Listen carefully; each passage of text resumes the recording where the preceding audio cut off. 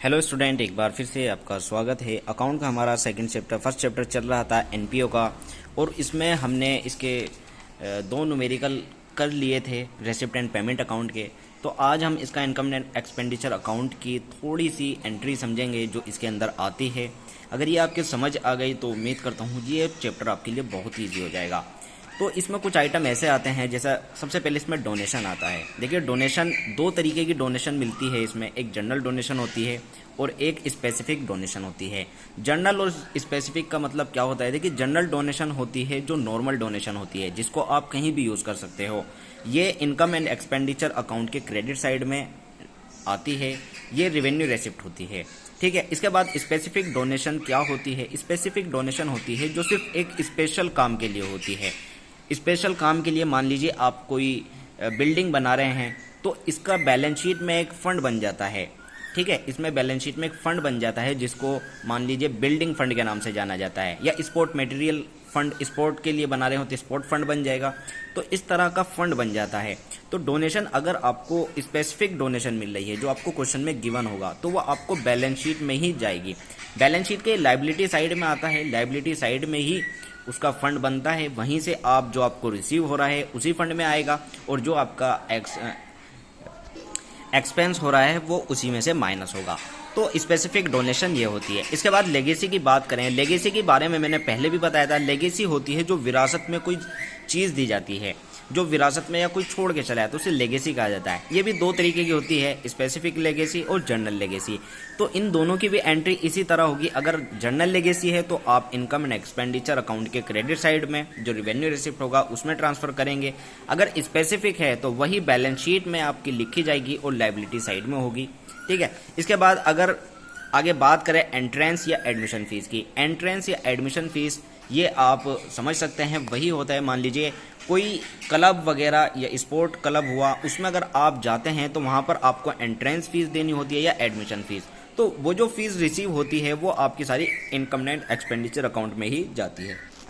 इसके बाद बात करें लाइफ मेंबरशिप फीस, ये भी आप लाइफ मेंबरशिप फीस क्या होती है? लाइफ मेंबरशिप फीस होती है, मान लीजिए आप किसी क्लब के साथ जुड़े हैं और उसमें उन्होंने लाइफ मेंबरशिप फीस रखी है, मान लीजिए 10 रुपये या 20 रुपये या 100 रुपये महीने के हिसाब से रखी है, तो वो आपसे ये लेंगे, लेकिन ये आपका बैलेंस शीट लायबिलिटी में जाएगी। तो life membership fees balance sheet में लायबिलिटी साइड जाएगी, ये इनकम एंड एक्सपेंडिचर अकाउंट में नहीं जाएगी। ये आपको ध्यान रखने वाली चीज़ है। इसके बाद सेल ऑफ ओल्ड न्यूज़पेपर होता है।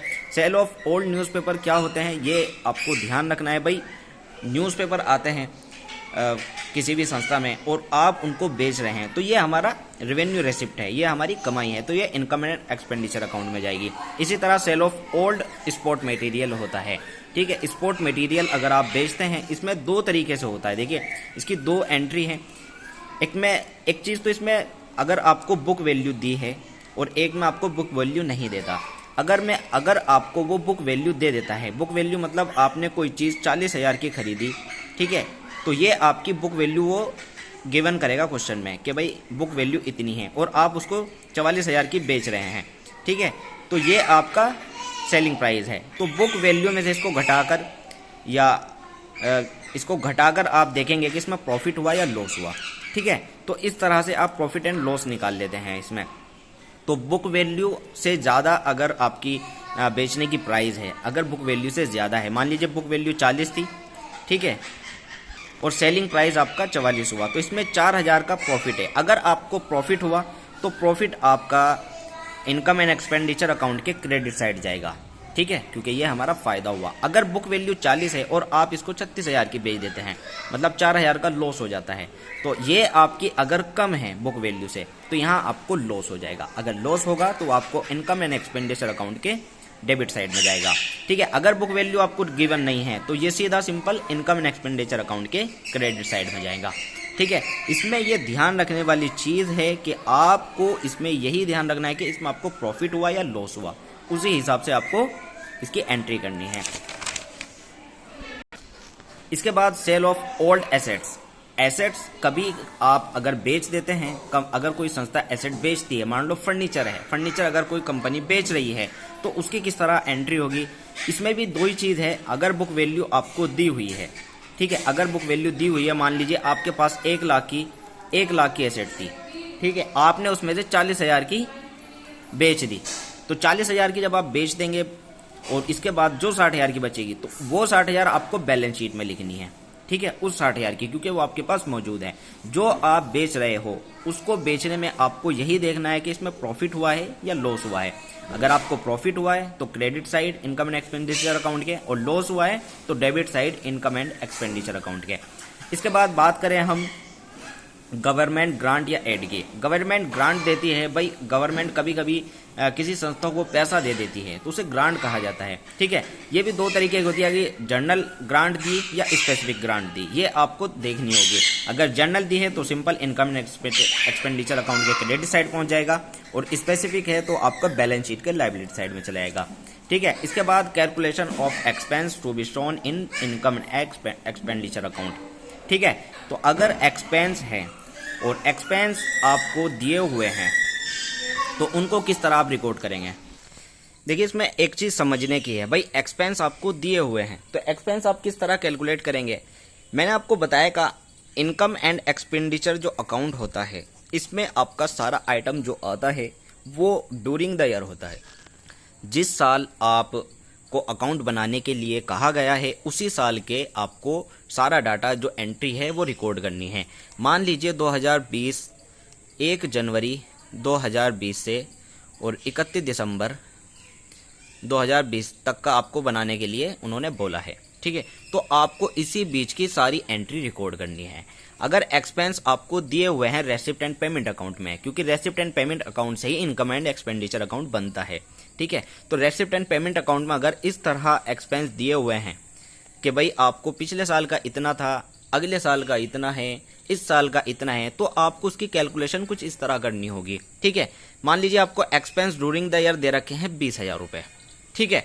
तो इसमें आपको एक चीज ध्यान रखनी है कि आउटस्टैंडिंग एट द बिगिनिंग तो आपको इसमें माइनस करना है, outstanding at the beginning minus करना है। अब ये समझ लीजिए आपको बिगिनिंग माइनस क्यों करना है, भाई जो बिगिनिंग है मतलब शुरुआत है, जो शुरू की आउटस्टैंडिंग है, इसका मतलब लास्ट ईयर की वो आउटस्टैंडिंग एट द एंड थी, ठीक है। तो लास्ट ईयर हमारा क्या था 2019, तो इसलिए ये माइनस हुआ। आउटस्टैंडिंग एट द एंड है मतलब इस साल के एंड में, तो इस साल का आइटम हो गया ये 2020 का, तो ये हमें करना है plus. Advance at the beginning, भाई एडवांस एट द बिगिनिंग है तो भाई देखिए लास्ट ईयर में जो आपका एडवांस एट द एंड हुआ होगा तो वही तो एडवांस एट द बिगिनिंग हुआ इस साल। तो ये इसका मतलब भाई 2019 में अगर बने होंगे तो उसमें एडवांस एट द एंड हुआ होगा, तो इसका मतलब कि वो 2020 का था, और अब एडवांस एट द बिगिनिंग तो वो 2020 का ही आइटम है, तो ये हमारा इसलिए प्लस हुआ। इसके बाद advance at the end, advance at the end का मतलब कि भाई ये अगले साल का एडवांस है, तो ये इसलिए माइनस हुआ, ठीक है। उम्मीद करता हूँ ये समझ आ गया होगा। इसके बाद सब्सक्रिप्शन का भी यही खेल है, भाई सबसे पहले सब्सक्रिप्शन में भी यही चीज दी होती है कि भाई टोटल सब्सक्रिप्शन आपको कितना रिसीव हुआ है इस साल में, ठीक है। इसमें आपको outstanding at the end plus करना होता है, ठीक है। उसी तरह भाई आउटस्टैंडिंग एट द एंड तो इसका मतलब ये इसी साल का है, और advance subscription received at the beginning, इसका मतलब जो पिछले साल का एंड हुआ होगा इस साल का, वो अब बिगिनिंग में एडवांस आपका इस साल का हुआ, तो ये दोनों आइटम इसलिए प्लस होते हैं। Outstanding subscription at the beginning ये आपका माइनस होगा, और advance subscription received at the end ये आपका माइनस होगा। तो ये प्लस माइनस करके आपको इस साल का, जिस साल का आप बना रहे हैं इस साल का आपको सब्सक्रिप्शन मिल जाएगा, और इसी तरह ये प्लस और माइनस करके ये आपको इसी साल का, जिस साल का बना रहे हैं आपको एक्सपेंस मिल जाएगा। तो इस तरह इन दोनों को आपको समझना है। कभी कभी आपको एडजस्टमेंट में देगा और कभी कभी आपको क्वेश्चन में देगा। कभी कभी आपको सब्सक्रिप्शन ये आपको इस तरह भी दे देगा, भाई 2019, 2020 और 2021, ठीक है, इस तरह भी दे देगा कि भाई आपको इस साल ये 10,000 था और पिछले साल का 2,000 था और अगले साल का 3,000 था, ठीक है। तो टोटल रिसीव हुआ उसको 15,000 रुपये। तो आपको इसमें क्या करना है, देखिए आपको इसमें सीधा 2020 उठा लेना है। सबसे सिंपल तो यह है कि आपको सीधा 2020 उठाना है, क्योंकि हम बना रहे हैं 2020 के, ठीक है। तो इस तरह भी ये होता है। तो ये थी आज की वीडियो, उम्मीद करता हूँ आपके समझ आई होगी। इसको समझने के बाद कल से हम इनकम एंड एक्सपेंडिचर का क्वेश्चन स्टार्ट करेंगे। शुक्रिया।